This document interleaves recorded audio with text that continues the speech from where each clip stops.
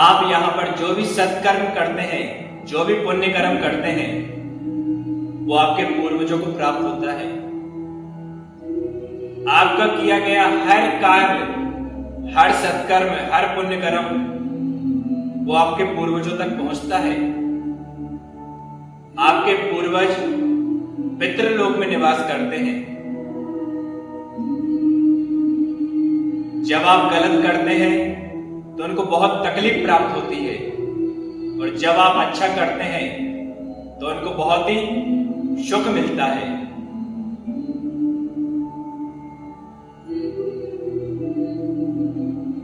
एक पितृपक्ष उनको याद करने के लिए बना है।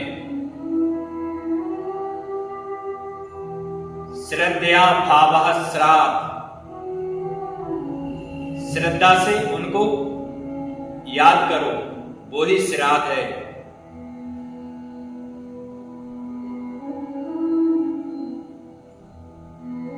भागवत में लिखा है, जब उनको मालूम चलता है कि उनके वंश में कोई जीव ऐसा जन्म लेकर आया है जो भगवान से अत्यधिक प्रेम करता है, जो भगवान का भक्त है, जो प्रभु की कथा से प्रेम करता है, उनको उस वक्त बहुत आनंद प्राप्त होता है, बहुत खुशी प्राप्त होती है। जब उनके वंश में कोई ऐसा जीव जन्म लेकर आए जो पुण्य कर्म करे, सत्कर्म करे।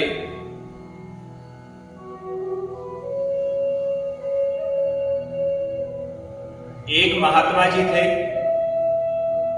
उन्होंने खूब तप किया, खूब भजन किया। एक दिन भगवान उनके भजन से प्रसन्न हुए और परमात्मा की वाणी सुनाई दी कि महात्मा जी, मैं आपके भजन से बहुत प्रसन्न हूं, आप मुझसे जो मांगना चाहो मांग सकते हो। तो महात्मा जी कहते हैं कि मैं तो साधना पथ पर हूं, मेरे अंदर तो केवल एक ही भाव है कि मेरा आत्म कल्याण कैसे हो, मुझे आत्मस्वरूप कैसे प्राप्त हो, और वो मुझको प्राप्त हो चुका है साधना करते करते। अब मुझे आपसे कुछ नहीं चाहिए। भगवान कहते हैं, फिर भी यदि कुछ चाहिए हो तो बता दो। तो महात्मा जी कहते हैं कि प्रभु, यदि आप कुछ देना चाहो तो आप मुझे एक बार जीते जी स्वर्ग और नर्क घुमा दो। मैं जीते जी देखना चाहता हूं स्वर्ग और नर्क कैसा होता है। तो भगवान ने कहा कि एव मस्तु।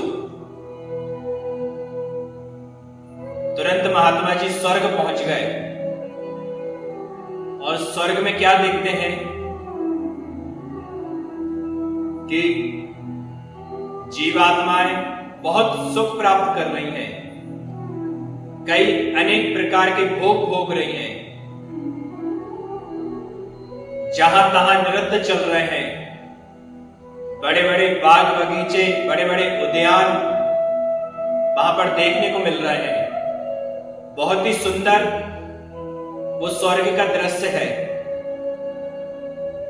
खूब भोग भोगे जा रहे हैं, क्योंकि स्वर्ग तो भोग भूमि है, सब सुख प्राप्त कर रहे हैं। लेकिन महात्मा जी की नजर पड़ती है कि एक व्यक्ति कई प्रकार के भोग भोग रहा है, लेकिन वो रोता जा रहा है। उसको सुख तो प्राप्त हो रहा है स्वर्ग में, लेकिन वो बहुत रो रहा है, बहुत दुखी है। महात्मा जी ने पूछा कि क्या मामला है, आप तो स्वर्ग में हो और इतने सुंदर स्थान पे हो, और इतने प्रकार के आप भोग भोग रहे हो, सुख प्राप्त कर रहे हो, फिर भी आप रोते हो, फिर भी आप दुखी हो। तो वो व्यक्ति कहता है कि जो मैंने पृथ्वी पर किया है, जो मैंने सत्कर्म पुण्य कर्म आदि अच्छे अच्छे काम किए हैं, उसके बदले में मैं यहां स्वर्ग में सुख भोग रहा हूं। लेकिन ये मेरे सुख ज्यादा दिन के नहीं है। क्यों? क्योंकि मुझे अभी मालूम चला है कि मेरे वंश में कोई पापी का जन्म हो गया है, कोई दुष्ट का जन्म हो गया है, जो आगे चल के बहुत गलत करेगा, तो उसके कर्म मुझको प्राप्त होंगे, मुझे लगेंगे, और उसके कर्मों की सजा मुझको भी प्राप्त होगी, और बहुत जल्दी इस स्वर्ग मेरे से छिन जाएगी। मैं यहां से नरक चला जाऊंगा। महात्मा जी ने कहा कि अब जैसी भगवान की इच्छा, जो हरि की इच्छा। अब महात्मा जी नरक में गए। अब नरक तो बहुत भयंकर, हमारी भागवत जी में 28 प्रकार के नरकों का वर्णन है। जो जीव जैसे पाप कर्म करता है उसको उस प्रकार की नरक प्राप्त हो जाती है। 28 प्रकार की नरकों का वर्णन है। जो जीवन भर जैसे गलत काम करे उसके फलस्वरूप उसको वो स्थान प्राप्त हो जाता है। कई पीड़ाएं वो जीवात्माएं झेल रही हैं, बहुत कष्ट है, बहुत तकलीफ में है वो जीव नरक में। जब वो महात्मा देखते हैं कि किसी को कुछ भयंकर दंड दिया जा रहा है, किसी को कुछ दंड दिया जा रहा है, बहुत चीख पुकार मची है उस नरक में। लोग बहुत दुखी हैं, बहुत रो रहे हैं, बहुत तड़प रहे हैं। लेकिन उन महात्मा जी की नजर एक व्यक्ति पर पड़ती है, एक जीव पर पड़ती है। वो महात्मा जी उस जीव से पूछते हैं कि तुमको इतनी तकलीफ दिए जा रहे हैं, कष्ट दिए जा रहे हैं, फिर भी तुम इतने सुख में हो, इतने आनंद में हो, फिर भी मुस्कुरा रहे हो। लोग तो यहां चीख पुकार रहे हैं, क्या कारण है? तो वो व्यक्ति कहता है कि ये मेरे बहुत कम समय के लिए है, इसके बाद मैं स्वर्ग नहीं बोले बैकुंठ चला जाऊंगा। महात्मा जी पूछते हैं कि ये तो बैकुंठ जाएगा इतनी जल्दी? तो महात्मा जी उससे कारण पूछते हैं कि किस कारण से तुम बैकुंठ जाओगे, आखिर तुमने किया क्या है? यदि तुम अच्छा करते तो नरक क्यों आते?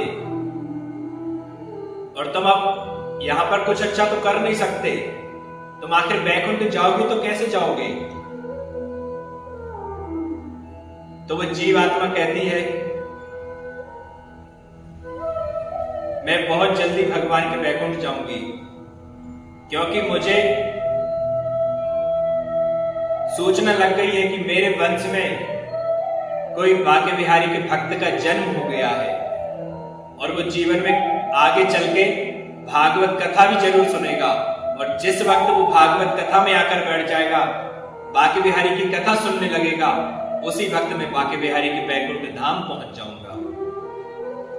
बोलो भागवत भगवान की जय। धन्या भागवती वार्ता प्रेत पीड़ा विनाशिनी। ये भागवत तो आपके पितरों को भी तार दे।